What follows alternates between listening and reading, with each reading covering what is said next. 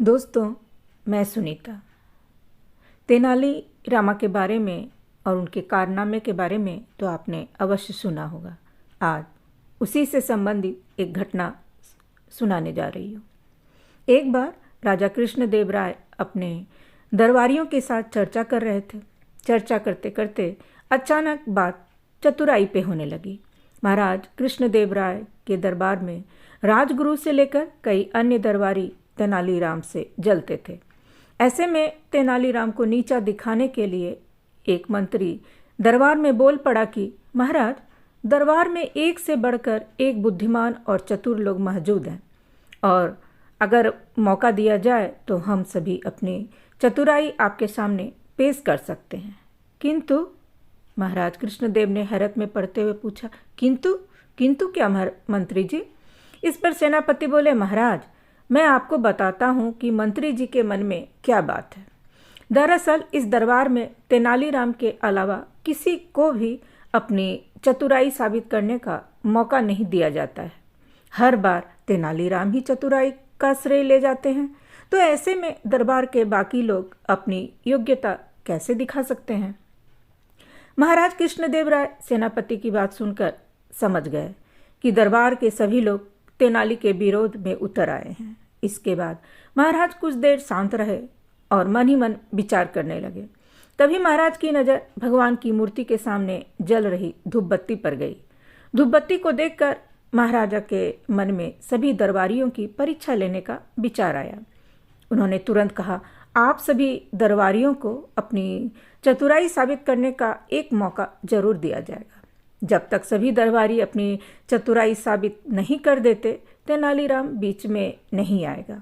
यह सुनकर दरबार में मौजूद लोग खुश हो गए। उन्होंने कहा, ठीक है महाराज, आप बताएं कि हमें क्या करना होगा।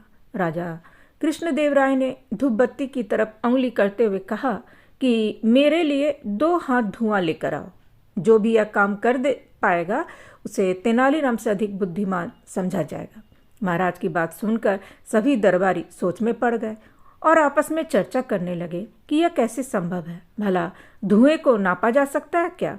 इसके बाद अपनी चतुराई साबित करने के लिए सभी दरबारियों ने अपना हाथ आजमाया, लेकिन कोई भी धुआं नाप नहीं पाया।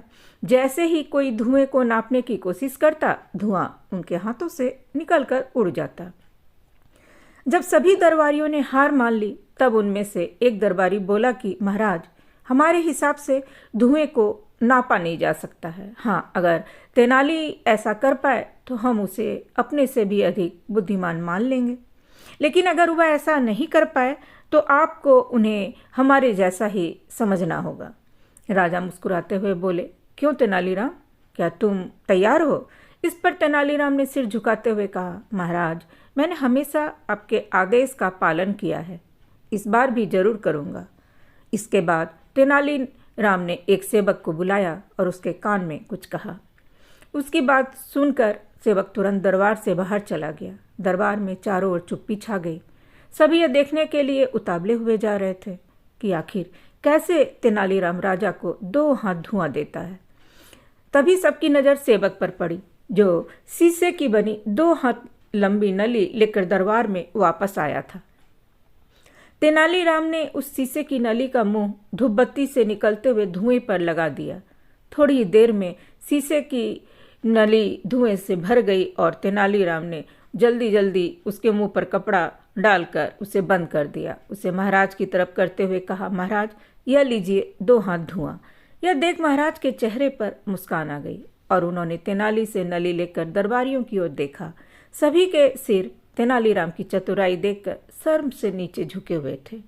वहाँ कुछ दरबारी तेनालीराम के पक्ष में भी थे। उन सब की आंखों में तेनालीराम के लिए सम्मान था।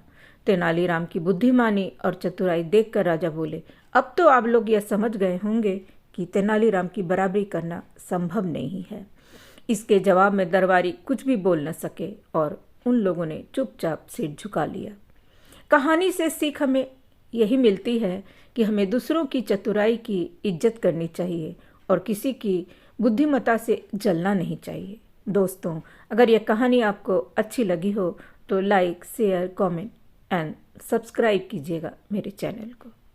धन्यवाद।